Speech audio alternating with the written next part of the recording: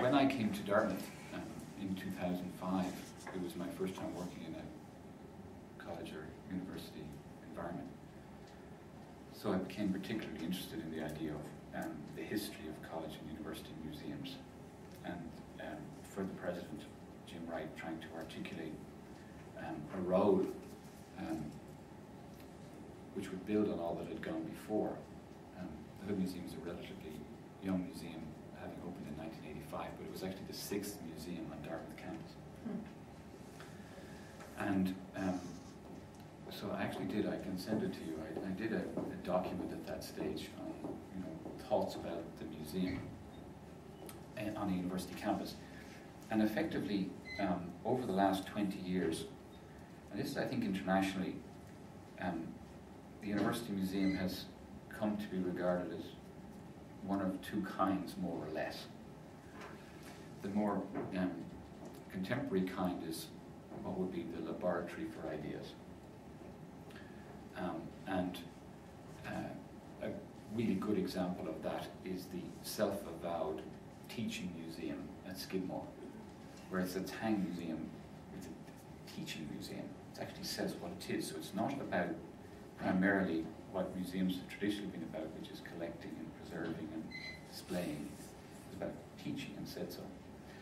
The alternative approach, which is, it just suits my sensibility more maybe, but also my sense of what a museum is for, is a much more, much older concept, which comes from the German philosopher Leibniz, and it's the idea of the theatre for knowledge.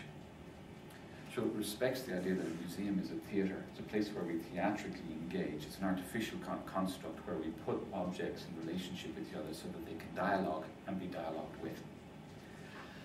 The idea of a laboratory is, often used in context of museums, and it tends to be part of scientific language more than arts language, laboratory. And it's more experimental and maybe more contemporary. And I'm not against it, but what do you do in a laboratory is different from what I think many people conceive you would do in a museum. And so that's a tension. And I think that in establishing a construct for a museum on a campus, it's important to engage it and all the implications of it, and then situate the presentation of the museum within a particular university environment, with a relationship in either leaning one way or another, or that's a concept of both. And a whole lot of things flow from that. And places that have minimal collections, or collections that wouldn't be regarded of as huge artistic importance, can potentially lean more towards the laboratory for ideas than places which are actually, if you like, in a sense, have the opportunity, but also the burden of major collections which all have to be looked after. It's a huge cost associated with just maintenance. So again, establishing where you think you're at in that regard is important. So they'd be sort of initial preliminary remarks about situating. I was saying to Patricia a little earlier that it's very interesting, having worked at Dartmouth, how utterly persuaded I am about the importance of college and university museums as part of museum culture, as the places frequently where, as one might expect, more independent thought and experimental exhibition making can come. Less subject to the vagaries of particular donors or particular economic pressures. And that's the ideal for the university as a place of freedom of speech. It's the essence of that wonderful phrase, a museum as a safe place for unsafe ideas. And some of the best exhibitions I've seen since coming to America have been in university museums. The extent to which they're important, I think, is, for me personally, the extent to which they relate beyond their particular constituent disciplines. And so at Dartmouth, that was pretty clear. We were involved with the chairs and the faculty in art history, studio art, anthropology, archaeology, and classics. Okay?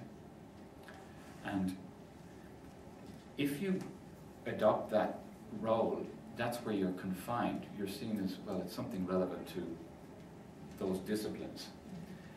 Where the reason for a university art museum, all university museums, but I'm talking about art museums particularly, has to be broader than an engagement with the actual works of art. I'll talk about that a little later in the public talk, but I mean to say now that what I've come, and this is just a personal assessment, is to recognize that art museums, certainly those ones that I'm involved in, need to recast themselves as not a place where you go to see works of art. A place where you learn how to see better by looking at works of art, by engaging with works of art and by dialoguing with them. But the reason for going is not simply to learn about art history, for example, or about culture in general. That's sort of what we do around here, or what we've done around here for generations. It's a much broader concept, and since I have engaged in this, I've found huge traction in the community. I've found that certainly gained a very significant attention and huge support of Jim Wright at Dartmouth while he was president, and especially of his successor Jim Kim, who really did want me to stay at Dartmouth, you know, and indeed the other day, you know, inaugurated the Visual Arts Centre, the Black Visual Arts Centre, as a place for the visual arts and more generally across campus for visual literacy, in quotes. And so I said, well, he may be likely on his way to the World Bank, but he got the message. And the message was, how is the museum and what happens in the arts campus, as they're calling the collaboration of the Performing Arts Centre and the visual arts departments and the museum, relevant to the broader campus. That's really what we're called upon. We're called upon to, once again, maybe a century after the last time we sort of were called upon to do this in a really serious way, engage with why we have these significant burdens of financial engagement called museums if they're operating at high level, and for the benefit of the entire campus. And I mean, they're no more of a burden, far less I would think than, for example, equipping science buildings, for example, and maintaining them. But the usefulness of the art museum needs to be re-established. You only have to look at what happens if they're under-resourced, if faculty are under, well, if they're not being supported with engagement within the tenure system, for example, if the museum is not being talked about in the speeches of the upper level administration, you realize that there's a serious disconnect, and so the biggest work that the museum has to do is to establish that link. Not to keep on doing what it's doing, no, to establish that link. And so dialoguing around that, establishing conversation around that, bringing people to talk about that, and just as you're filming this, you know, engaging with YouTube, you know, operating in ways that are contemporary, like these wonderful students that I had around. Every single one of those could do a YouTube on the basis of what they said to me this morning. What was the thing that you loved to do when you were a kid? And what relevance has that got to do with you, what you're doing in art history today? 3 minutes, 2 minutes, 3 minutes, 2 minutes, 10 of them up on your website. The university looks at it and says, wow, this is a pretty cool department. They're making us all look really good.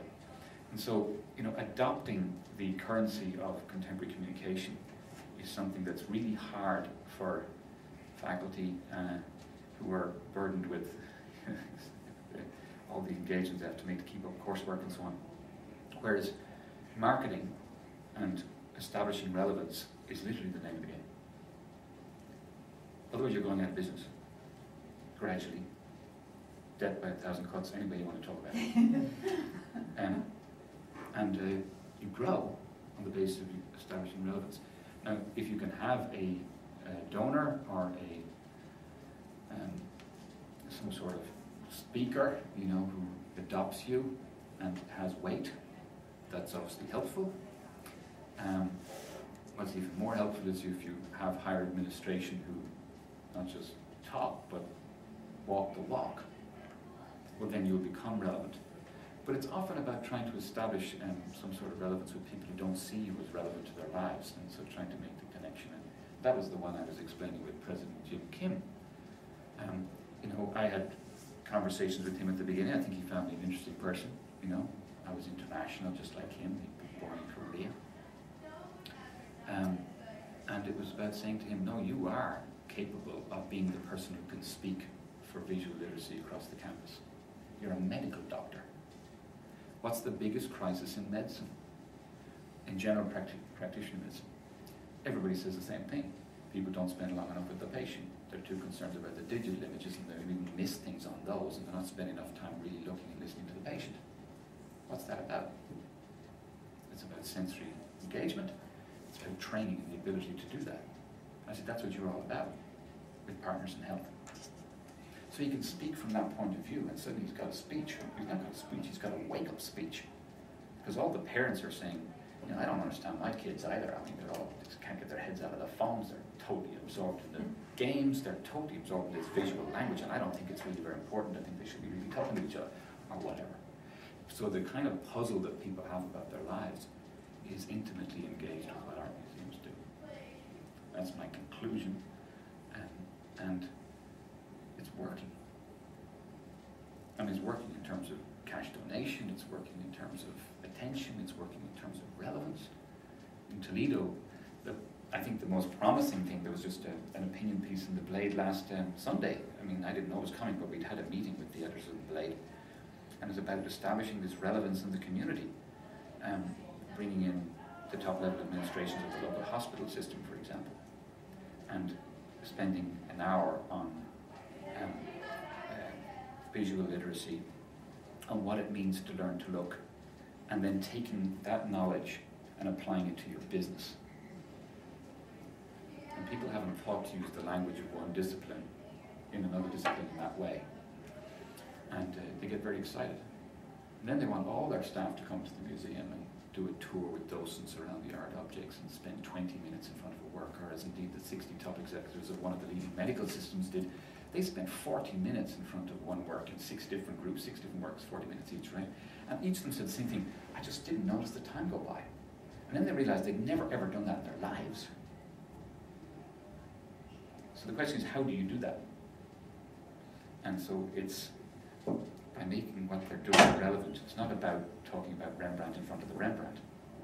It's about dialoguing ways of looking at an image. And it's an inquiry-based learning method, which is the essence of what museums do. And we teach our docents, we teach our people not to talk, but to query and engage and solicit. At least we should.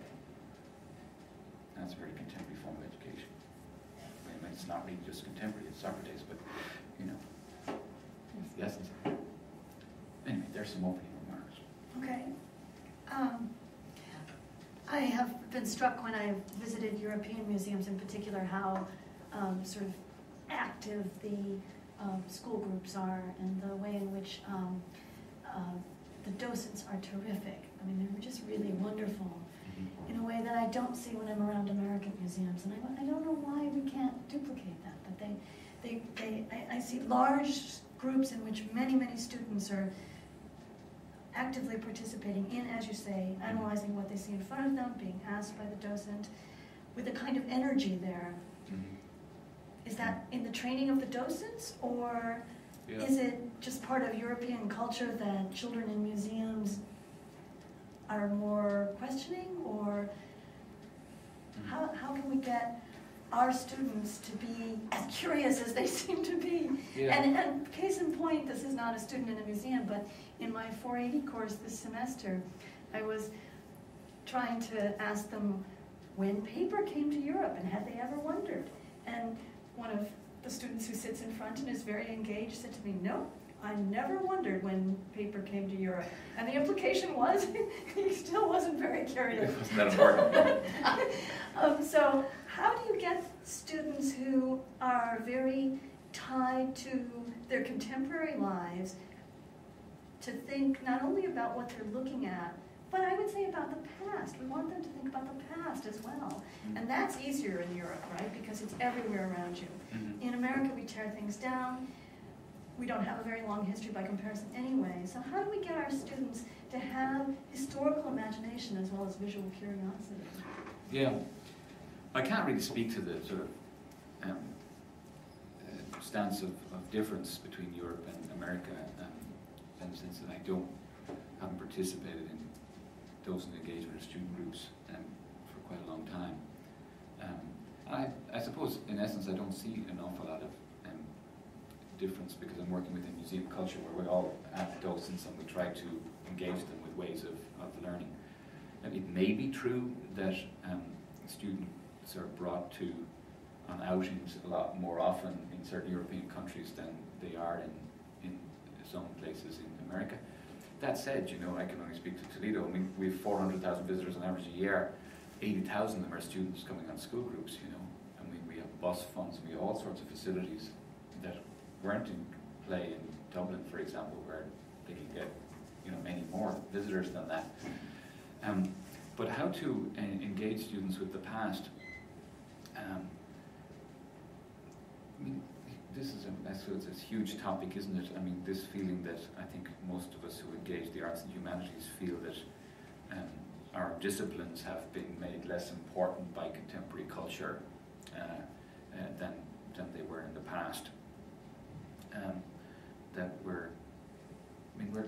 I don't know. I sometimes wonder is living in a revolution, because that's what we are, so exciting and fast-paced that the contemporary is all-consuming, because we just are constantly trying to keep up. That said, you know, I mean, I live in Perrysburg, Ohio, and the historic Perrysburg group is one of the most extraordinary I've ever come across. I mean, we can't do anything to our windows without consulting, you know. I mean, so the care that applies in a place like that is extraordinary. Just like any major post-industrial city, the downtown has poured out to the suburbs, and there's a huge amount of work done in terms of trying to remake that city. It's going to take decades. It took decades to undo. I get the sense of what you're saying in terms of demolition. I mean, one can't do it in Bruges, you know, or Perugia, or whatever, you know, as easily as one might be able to do it someplace else. It's a much bigger question than I think I can really answer, of how to interest kids in the past, and I think it's probably the start is by making the present relevant. I have a phrase I love to use, which is all art was contemporary once, and this idea of what was new about that at the time it was made is a really difficult question, but it's one that really begins to engage people. What could have been exciting about that then? And sort of it's engagement in curiosity. Can I ask a question? It seems to me, it sounds like you feel that the contemporary fascination with electronics and electronic communications, this has swamped and overwhelmed any interest in scholarship or appreciation of museums or art, fine art objects. Is that sort of, that's going to overtake us and we're going to just, no, they're not going to be meaningful anymore? We're going to have Bill Gates buying a computer screen instead of... No, quite the contrary, actually. Quite the contrary. I mean, I think that it's just very difficult when you're living in a environment like we are, where things are changing so dramatically, so quickly. Right. To be able to keep up and use the resource that has just been generated to our purposes is very challenging while we're just trying to get a handle on it.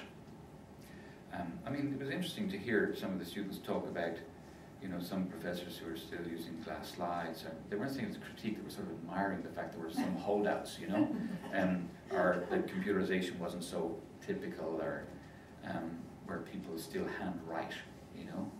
And this was admiring, you know, but also, you know, it's sort of resistance mentality, because often to do with resourcing, you know. Wouldn't we all love to have all of our image bank on computer, just be able to pull anything off as we wanted and juggle it around? Well, we should want to do that because it's possible. And so I'm actually very, very embracing of new technologies.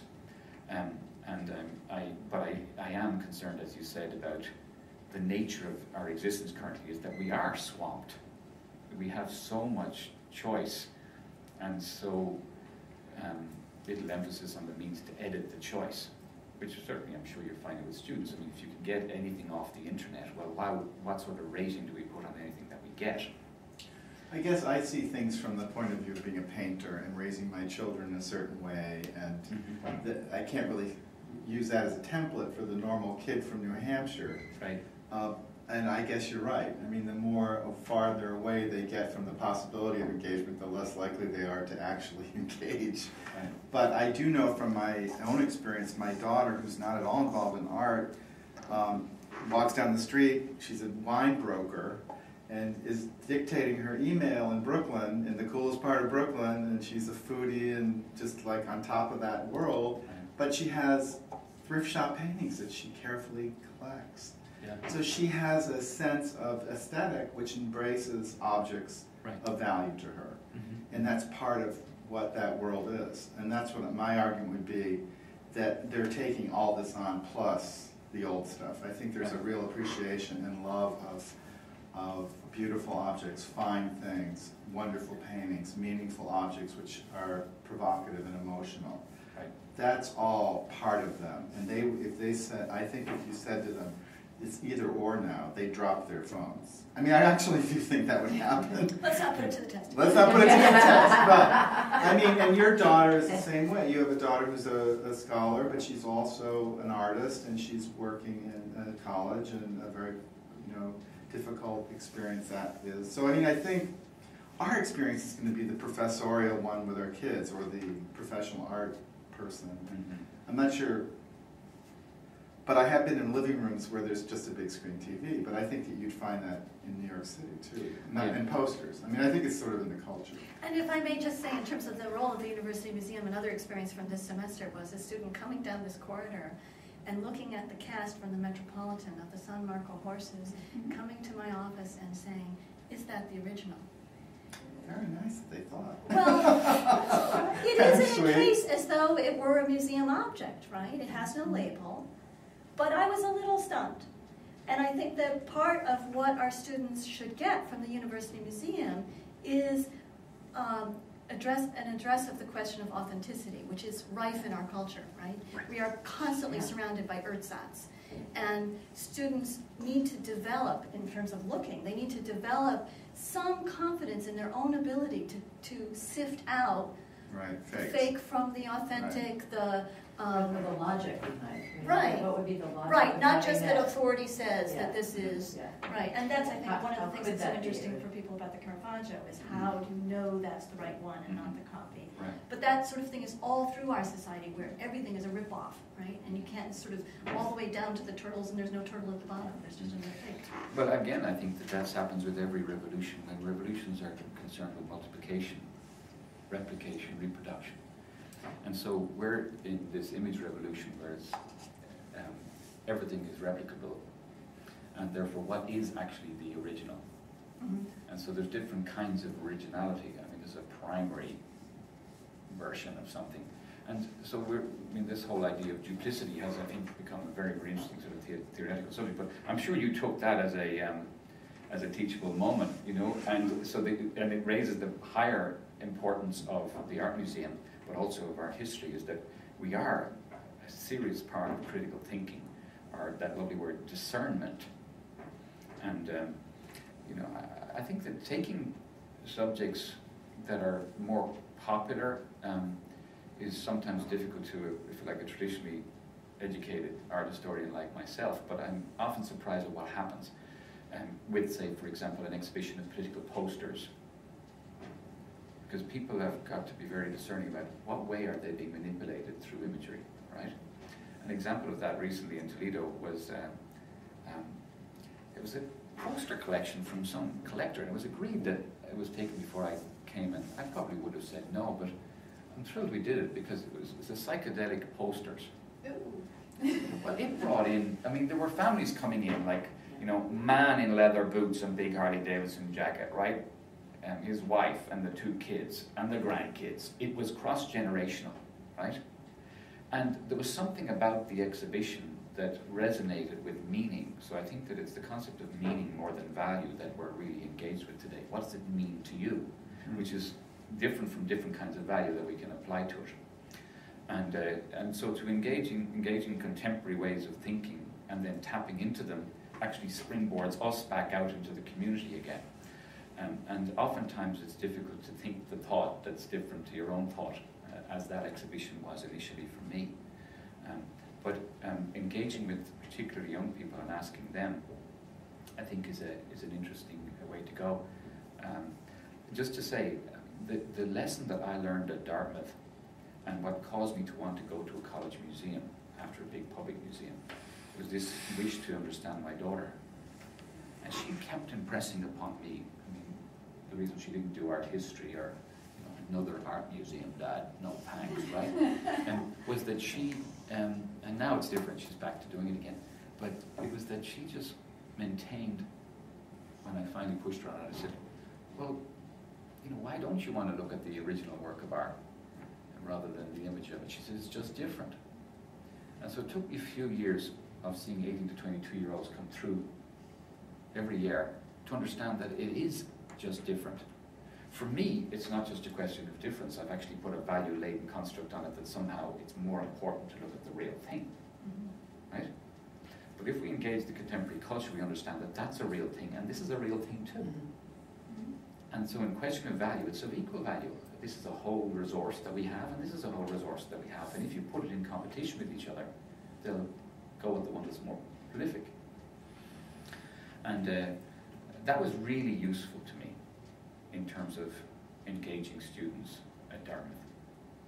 Once I accepted that they had something to give too, because they had a learning that I didn't have about all of that world, because it wasn't the world I was raised in. I was halfway through my life before I had to engage with it. And I think that's profound.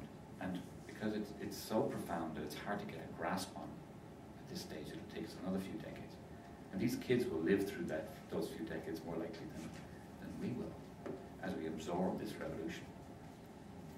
I was going to ask if you could talk a little bit about going from a public institution to an academic museum and then back to a public institution, and taking your philosophy of visual literacy and then actually turning it into specific techniques that you ask the education departments to engage the public or school children, because it's very different. Yes. The approach that you might use on an academic campus and the experts that we have here versus the curatorial department in a public institution that isn't involved with the public at all. You have docents. Oh, I see what you mean in that sense. Right. Yes. So yeah, I get you. here we have instructors and professors who can take a class through. They're the experts. They have the body of knowledge, so they have that direct contact. But you're trying to take a philosophy and bring it to a public institution where the public is really engaging with docents, not the experts in the discipline. Well, both. I mean, because I insist on our curators, in fact, and on myself, being in the public program.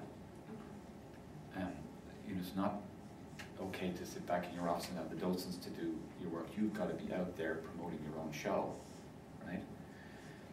And the reason why we've got this disengagement, I think, is because we've got very far away from the basics. So that a little bit of the story you just told about the person not understanding the original from a copy, right, is because they haven't got any fundamental language to engage with the work. And it was a great lesson to me as I began to try and find a way, because we all try to be meaningful in our lives. Mine was, okay, if I'm in art museums, what am I actually going to do, and what way am I going to make a difference? It wasn't just a difference with a particular art museum, but with art museums. And so, I've come gradually to this, and it's still evolving, that I'm maintaining and finding ways now, partnering with other museums, to tackle what I see as a fundamental issue, which is that I can ask my PhD trained curator of whatever, as I did 18 months ago, okay, name me the elements of art, and they'll struggle. Okay, name me the principles of design, struggle even more. And the question was, well, why do I need to know that? I'm an expert in particular 17th century artist. You know, I've gone way beyond that. The public are right back at that place. They don't even have the basic language. And we're trying to teach them something that's so far beyond where they're actually at, that we can't go there except the people who are really interested. And so we're teaching a minority about something that we want the majority to know. And so I just think we're at the moment where we've just got to go back to basics. And studio art tends to do this more easily than art history. And I'm not, you know, not familiar with what's started here and what you do. But I would find these brilliant students at Dartmouth that I'd engage with, and I'd say, well, what did you do in your first year? And the assumption was that everybody had this pre-language, right? And often they didn't. Or that they would learn, before they learn anything about art history, they learn how to approach an object. And formally, by engaging the elements and the principles. And learning how to talk about the object as an object, rather than any trying to yet construct meaning from it, which is the next phase, and then apply judgment to it, which is the primary effort of our discipline, is about judgment and quality, right? But that's like a sixth stage, right? And so I think it's a question for the discipline. The discipline has got so far removed from, as a speciality, from the actual basic need for the discipline in the first place, which is much more to do with basic art appreciation, growing into a broader understanding of our art history, and then all the divisionals that have come out of that, which go to issues that I talk about, that it's deeply ironic that the one thing we needed to be was visually literate, and yet there are departments of visual culture, visual studies, visual communication, visual graphics in universities all over the world, but look for one in visual literacy, you won't find one. So there's some issue there. Visual learning has started to come in as an alternative now, centers for visual learning. But we need to educate our faculty. And so it's centers of academic engagement on universities, the places where you go when you want to learn how to use that computer program, right? It's that they're the, you know, centers for academic learning, the places where you teach the faculty how to teach.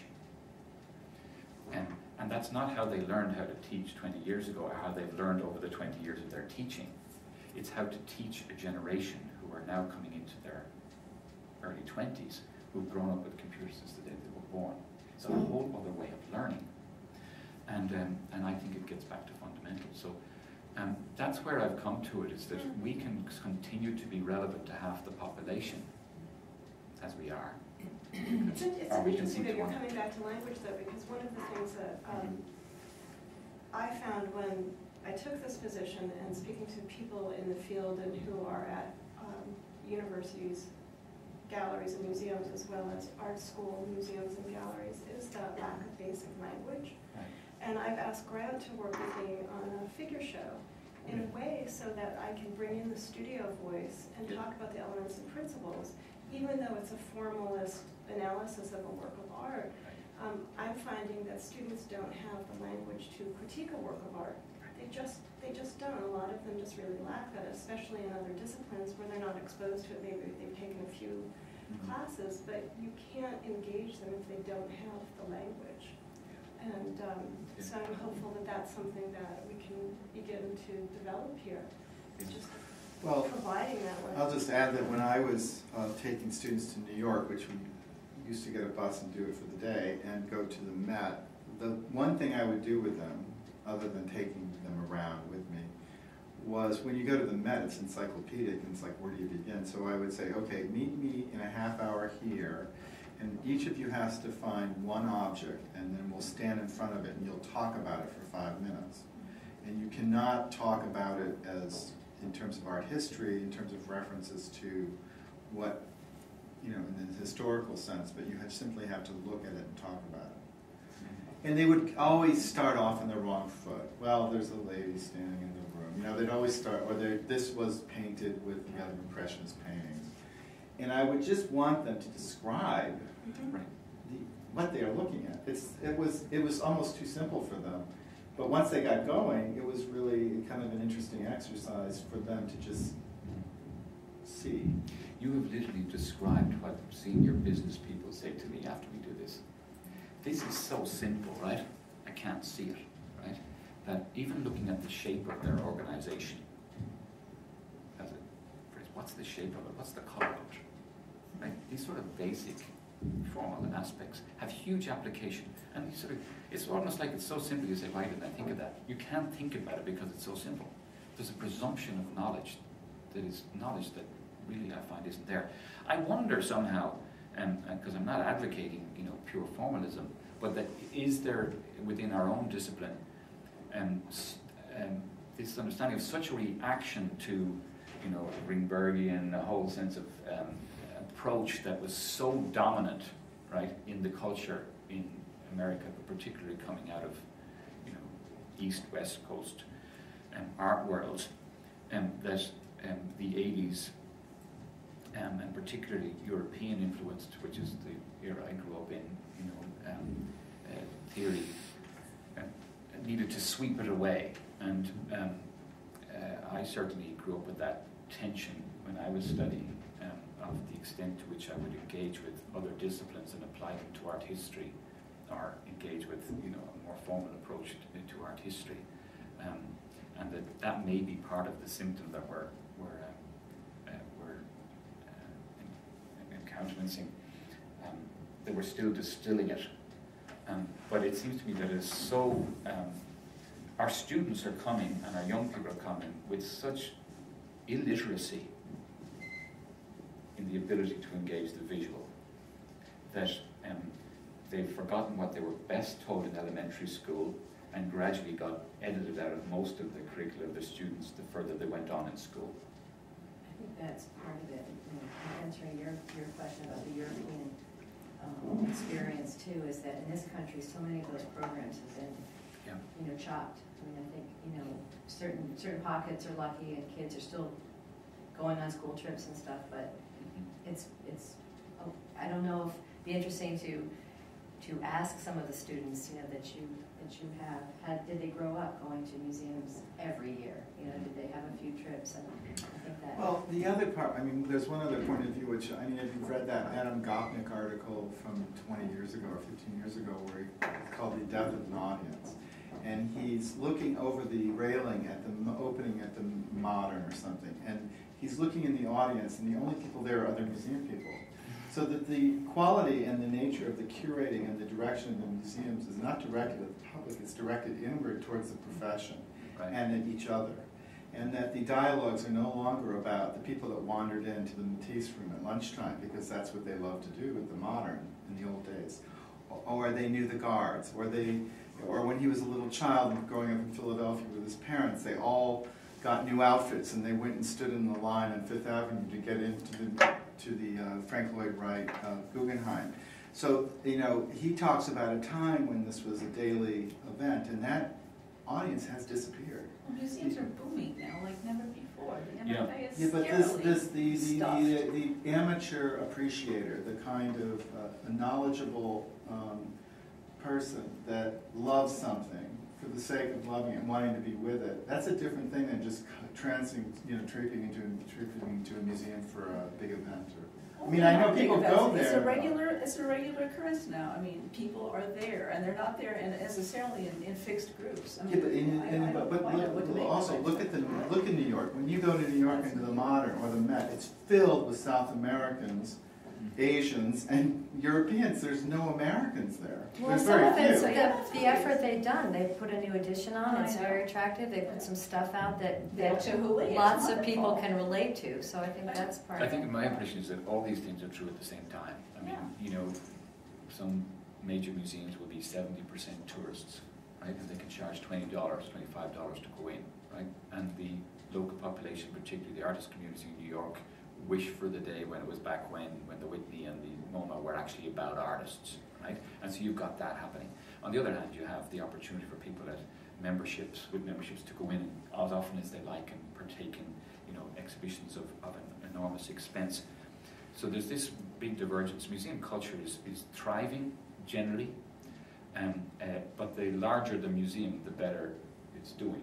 The more independent the museum, the better it's doing. And at the end of low budgets, you're getting fall off. You're getting a lot of college and university museums being put under pressure to close are effectively they're going out of business because they're not seen as important as maybe they once were, or as other things that are required on the campus. That said, I was saying yesterday that within the 200 art museums that are in the American Association of Art Museums, which have budgets over $5 million or so, though we've sought to lower that threshold, a good 20 of them are college university museums, and they're doing extraordinary things. So the vanguard of the college university museum sector is, I think, in a way, significantly more interesting than the vanguard of the civic and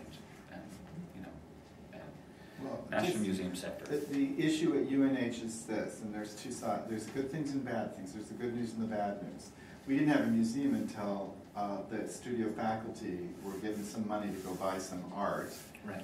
And they got some very nice Italian drawings, and they built the seat of that collection in the 1960s, 70s. So it's a pretty recent phenomenon. It's been called a museum for the past few years. It's been a very recent development that it's actually a museum. It's been an art gallery. Right. Now you and I have been involved in the idea of building a new museum up on Main Street so that it's more central to the population. And under tremendous budget cuts, they've flown in people from Arizona as consultants. There's always a budget, for a consultant to be paid a huge amount of money to gather the consensus. Well, the consensus was that there wasn't going to be a museum where there used to be. That was on the drawing board. The museum is no longer going to be on Main Street because it's not central to the idea of what you're talking about. That is, you were able to develop this president's thinking through your personality and your persuasiveness. We're not able to do that. We have not been able to do that. So where's it going to go now? I don't know where the museum's going to go now, but it's probably going to stay put. But for now, it's a bigger issue in that they're responding to. I think there's subcommittees responsible for financing. There's a donor veto. There's a donor that they're responding to in terms of how much money they can raise to build a building that would encompass all of the museum and the performing arts, and so they're responding to the funding. And I keep pushing, and I do keep pushing, trying to get the museum in a new building. Well, my point was that, just to bring it back to Dartmouth and this whole issue of the new museum, is that we use Dartmouth as a model. Even the old hood, the way it sits in the top, it's such a central thing. You've got to pass through it. At least you got to brush by that museum to get a hamburger. So the idea of food in the center, that there's a critical thing that happens there. There's events that people go to. Oh, look what's happening in the museum. I've got to get back here this week or next week to do this. Right. And the students have it easily in the central part of the campus. So it's, even though it's kind of an inconvenient museum, it's not that people go to it. And it sounds like they've done the same thing yet again in a bigger way. I haven't been up there for several years, but the Black Center of the Arts Center. Yeah, well, it's an interesting model. I mean, again, taking your point, I mean, the gallery was still the case until the 70s. The museum started in '85, formally being called a museum, an art museum, right? The Hood Museum of Art, which was because of a major donation from the Hood family, the dairy company, and that's going to continue. So it came from outside as a desire to have a museum. And the issue about having a visual arts centre that would include a museum is that it doesn't tend to allow for the growth of the museum. And museums tend to grow. In fact, museums, generally speaking, in college and university campuses are able to solicit gifts easier than performing arts centres. And that's a question of whether or not the philosophical basis for having a museum or performing arts centre is actually embraced by the administration. If you find it difficult to engage these topics with higher level administration, I think it's useful to find ways to have people engage them for you. So you bring people here to talk about this, but you literally put out what they say in every public means you can, right? So you're inviting people to engage, who are of significance within the sector, who can point to what it meant for them to have a place of a particular kind on their campus. Museums have an attraction simply because a considerable number of people of great wealth collect art, and a way to engage them is engage in their art. And so people don't have single-dimensional lives, they have multidimensional lives. So just because the person who supported your sports arena doesn't mean that they couldn't also support your visual arts centre. However, university administrations, and I became very familiar with this, Dartmouth, which is a particularly fine one at raising money from a strong alumni base, tend to look at things compartmentally. You know, that's the way it works. Knock that one off and knock that one off, and you know, everything is divisional because it works that way. And putting a museum, if you were thinking about where would the museum be next, within a building that is for, like, say, a visual arts centre, as the Black Centre is now at Dartmouth, is to, I think, misconstrue the nature of the museum's purpose. The studio art purpose is to produce works of art, right? Whereas the museum's purpose is actually study already produced works of art. So it's a very different end of the activity that's utterly related. And if one wishes to have a place where the work of students and faculty is exhibited, well, that's a very particular kind of gallery space that's also not a museum. Though many university museums are deeply engaged in showing the work of student and faculty as a exercising relevance. But it doesn't have to be so, because there can be a separate gallery for that, right? Yeah, but don't you think that if you separate all that out, it gets ghettoized and no one goes over to the museum anymore? It's no, I don't. More. And that's not the experience. Honestly, it's not, Grant. That's not what's. It can happen if there, for example, there are college museums where the museum is situated so far from the centre of campus that only people can go there if they take a trip, and therefore they don't. Yeah. And there are some great colleges in New England where that has happened to them through no fault of the great collections that they have. So the central focus is a place where, just as you said, people can walk through on the way to the book exchange or to the coffee shop or whatever, and there's the museum. Smith has done that very well, for example, and there are other examples where people can just walk past or drive in and see something that's in the core of the community. University of Michigan's, like Ann Arbor, that big building that they have that they've doubly expanded now, responded to a particular donor, but has allowed them to be much more functional across a broader engagement with the community. It's always a challenge to the extent to which one engages with faculty. That's a separate exercise, so we tend to talk about public programming and academic programming as separate arms of the same body of what the college or university museum seeks to do. And usually there's an emphasis from the administration to actually engage the community, which leans more towards the entertainment aspect of keeping people amused and giving them reasons to live there and be happy while they're there, whatever discipline they're from. And then the teaching museum's responsibility to engage the faculty as an educational purpose with students and adult learning and so on.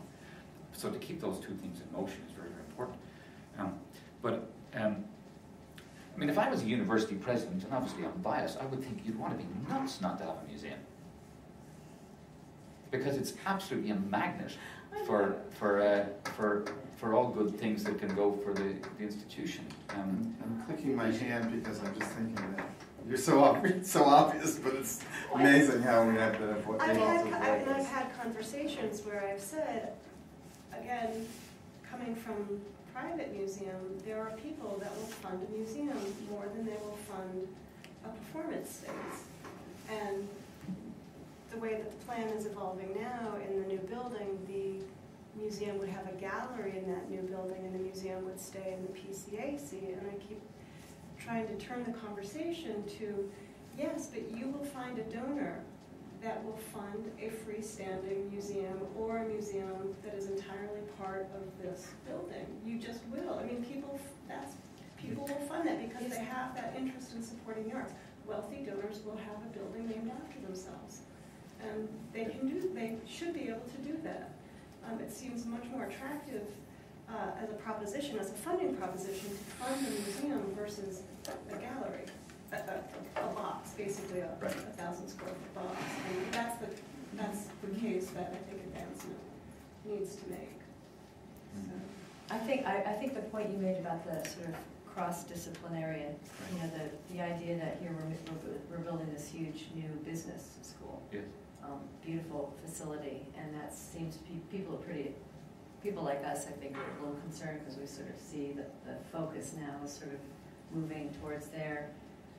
But I love the idea of breaking down those walls. I mean, I think we still do sort of think like that. It's got to be a museum and a thing, and Right. maybe we should be doing a better job of appealing to the people who are, so focused on the business school that the arts are so important and Right. will actually raise their Mhm. existence. We And so I had- think that's. I have to excuse something- myself. Okay. I'll see you at Okay, good. noon hour. Yeah, I no, have we'll to get go into as well. Yeah, we had a fun thing at a recent meeting where we were asked to walk to the different parts of Limburg with different cinema posters. We were trying to identify the posters that we thought most represented our points of view. Obviously, there were people who were very worrying because they went to Titanic, or the people who went to It's a Wonderful Life, And I found myself drawn to Moneyball, because if we don't remake our own relevance, and the responsibility is entirely ours, we will go out of business. So you have to say, why are they being successful and we're not being successful? Because they have established a relevance in the minds of those who make decisions that we haven't established yet. And so that's the game. I think the answer in the university setting is with the faculty. That was a welcome thing for me because I'd never worked with the faculty before. I mean, I taught in university and whatever, but I hadn't been a member of the faculty. By being a member of the faculty, I realized that you kind of got to pick people off one at a time. You got to get to know them, you got to engage them, and you got to get them to understand that actually you're relevant to them. Well, I think you should pick a department every month and have it be the guest department to have some synergy with, pick civil engineering, have them come over, have the chairman come over. I remember, I forget her name, but she came and gave a noontime program because you had industrial photographs out. And there we were, full of, engineers. It was exciting. It doesn't take much. I mean, Dartmouth is a relatively small faculty because it's a small college. But it's still 750 people or something. And, well, they've got a low student-to-faculty ratio, I suppose. And what was really interesting is if you can get 50 people in a circumstance like that to put their hands up and say they want something, that's enough.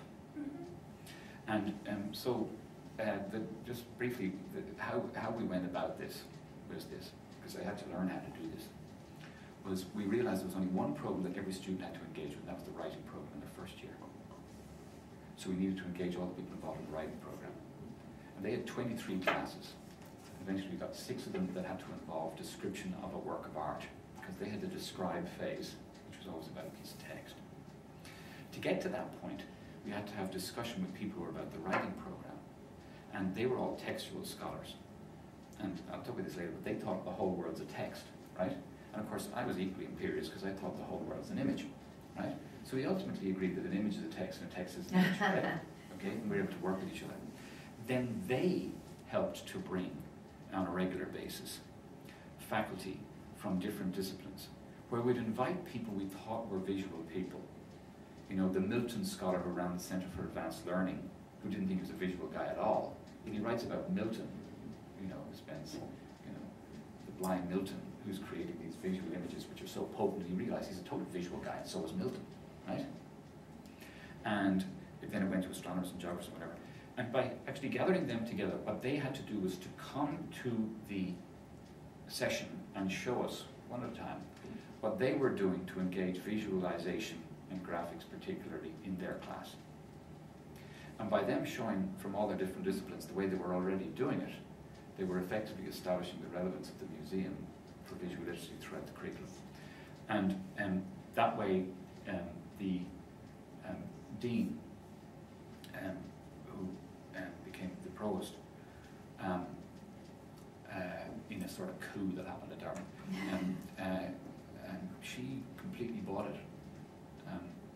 Were those seminars run through Mellon grants? No, No? we just literally did them around the table. Okay. Actually, mostly in the Center for Advanced Learning. I don't know if you've got a place like that here. They tend to have quite a bit of money. And their idea is to try and get everybody together talking about things from different disciplines, so it's interdisciplinary by nature. Other times we'd have them at the museum, but generally we had them over there. And we had them pretty intensely for about 6 months, so maybe once every 2 weeks. So we get about 20 people at a time. That's the Mellon, I think that's the Mellon model. Yeah. So that's what a lot of institutions have. The Mellon model that we had, and we got more money, got another $1.5 million before I left, was to establish a career of academic programming. And the academic program is exactly the model that one at a time you go out and you help to establish visual material that you have in your collection that might be relevant to their class, right?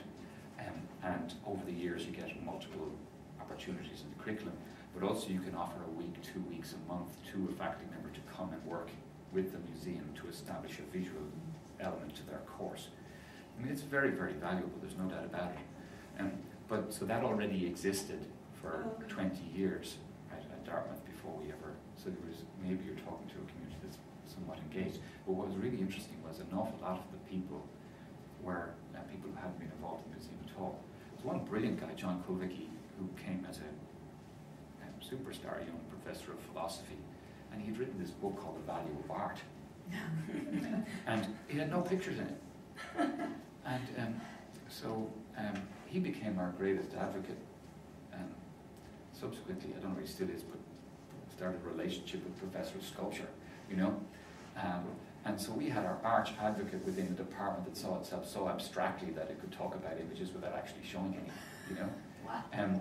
But for him, it was revelatory as well. Because he's actually done this superstar, you know, an academic, gone through his whole programs.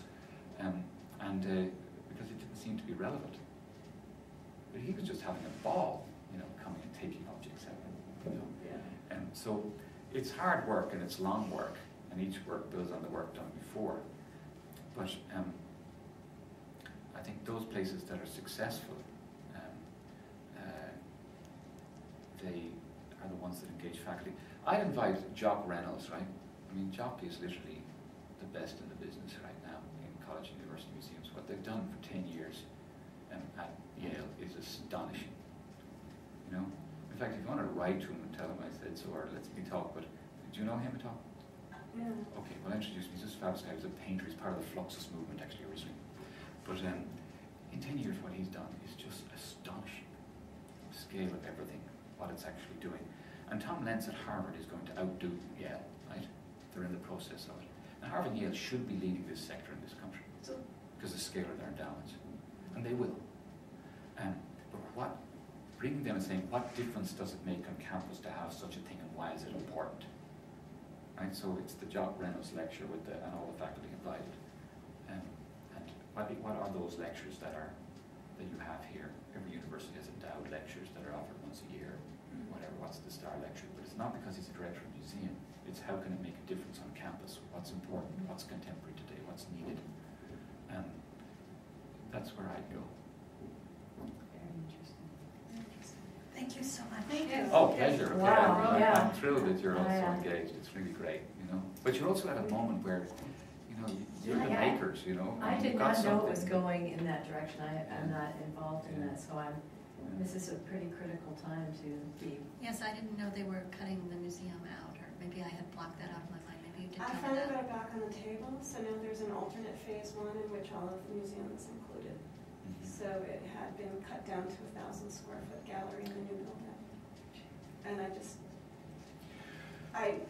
was stunned, but I was also very surprised because I think in terms of donor opportunities, they're really limiting themselves.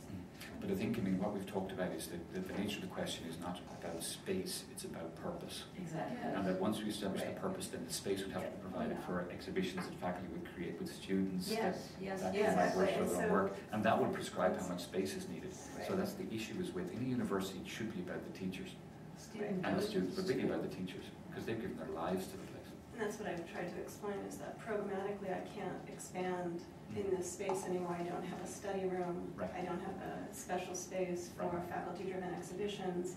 I don't have a studio hands-on space.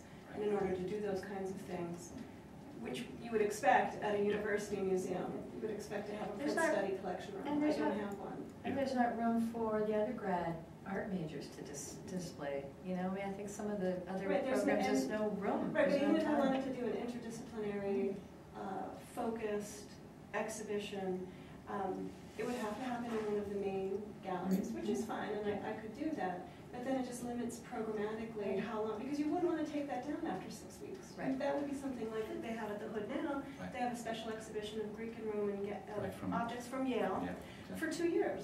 Yeah. Because it's interdisciplinary and it's going to be used across the curriculum, and that's what you want to do, and you can't do that when you're rotating out your collection. Harvard used to do for each course would have its own gallery, but Yeah. it would come down at the end of the semester. But if you work to develop an interdisciplinary exhibition that relates to either the discovery program or the writing program, it's something that every student would funnel and cycle through over Right. the course of a year or two, and you need the space to do that. So again, it's the space is being driven programmatically, but me staying here limits what I can do. Yes, yes, absolutely. And on the other hand, the opportunity of leveraging off what you have to talk to a wider audience about something that they all need. So where are the programs that where everybody does go? And Yeah. then by, And the community, right. I mean, I call it, I mean, it's classic computer language, but it's viral activity. Go place your virus in the place where it can spread. Right. If it ain't spreading in your own place. And I've been told that my activities are wonderful connections with the humanities and with the English department, but I've been told that my challenge is to connect with COLSA. Mhm. To be relevant, I have to connect with the sciences.